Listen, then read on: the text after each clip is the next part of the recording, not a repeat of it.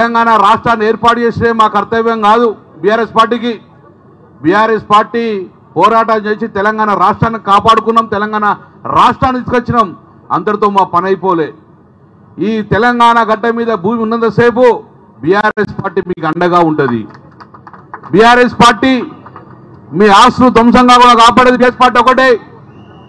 మీకు అండగా ఉండే పార్టీ ఈరోజు ఒకటే ఒక party, BRS party. BRS party ప్రభుత్వం ఉన్నా లేకున్నా కూడా పేదల ప్రజలు వెంబడి ఉంటారని చెప్పి మరొకసారి రుజువు చేసింది. ఈరోజు తెలంగాణ 4 పార్టీలు ఉన్నాయి. ఏ ఒక్క పట్టణ మేరకు వచ్చిందా? రాలే. మీ ఎమ్మెల్యే వచ్చిందా? మీ ఎమ్మెల్యే మీ దగ్గరికి రాలే.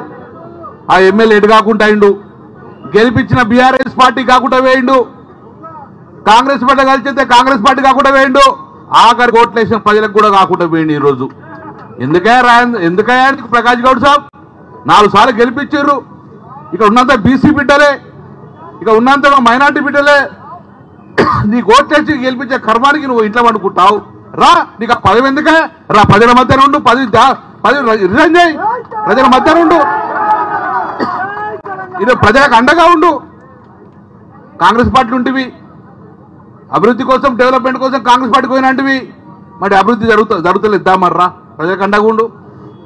నీకు ప్రజలు ఇచ్చిన ఆ పదవి ఉంటే ఏంది, లేకుంటే ఏంది? ఈరోజు సోదరులారా, చాలా బాధగా ఉన్నది ఒకరు మాట్లాడుతుంటే.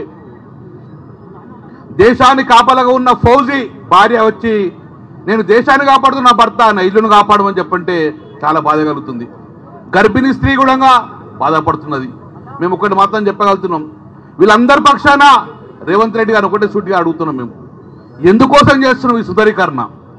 అన్నారు మీరు థేమ్స్ నది అని, నేను థేమ్స్ నదికి వెళ్ళాను అన్నారు. మీరు సౌత్ కొరియా సియోల్ అన్నారు, సియోల్ కూడా వెళ్ళొచ్చాను. నేను కరీంనగర్లో మానేరు వరకు కోసం వెళ్ళాము.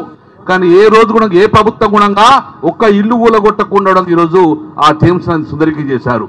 ఎక్కడో సియోల్ కూడా నడి బజార్లో ఉంటుంది, ఎక్కడ ఒక ఇల్లు కూలగొట్టలే. మీరు ఇల్లు కొట్టడానికి కారణం ఏంటి అంటున్నాం. మొన్ననే మీరు ప్రపంచ బ్యాంకుకి వెళ్ళారు, వాళ్ళు నిధులు ఇవ్వాలంటే మాకు ల్యాండ్ బ్యాంక్ కావాలంటారు. వారి నిధుల కోసం మీరు ఈరోజు పేద ప్రజలు ల్యాండ్ తీసుకుంటారా? మరి పోయి తీసుకొని ఏం చేస్తారు? ప్రజలంతా ఒకటే అడుగుతున్నారు. మీరు తీసుకొని మీరు ఏం చేస్తారు? మళ్ళీ అమ్యూజింగ్ పార్క్ కడతారు కదా, వాటర్ ఫౌంటైన్ కడతారు కదా. మరి బఫర్ జోన్ అదే కన్స్ట్రక్షన్, దాన్ని ఎవరెచ్చి కూలగొడతారు. అందుకే రేవంత్ రెడ్డి ప్రభుత్వం, నేను సూటిగా ప్రజల పక్షాన బడుగు బలహీన వర్గ పక్షాలు అడుగుతున్నాం, ఇలాంటి మానుకోండి. పేదల ఉసులు తలగకూడదు. ఒక్కటి మాత్రం చెప్తున్నాం, మా పార్టీ ఈ భూమి మీద పేద ప్రజలు కష్టపడుతుంటే ముందుండే పార్టీ మా పార్టీ. మేమందరం కూడా 24 గంటలకు అండగా ఉంటాము. అధైర్యపడకండి, ఎవరు కూడా అధైర్యపడకుండే మేము మీ వెంట ఉంటా అని చెప్పి మరొక చెప్పుకుంటూ, మా పార్టీ డెఫినెట్గా ఈరోజు స్టేట్మెంట్ ఇచ్చిండు, మేము వెనుకపోతున్నాం మార్కింగ్ చేయమని. మళ్ళీ తదుపరి చర్య తీసుకుంటే మొత్తం ఎమ్మెల్యే టీం అందరం వచ్చి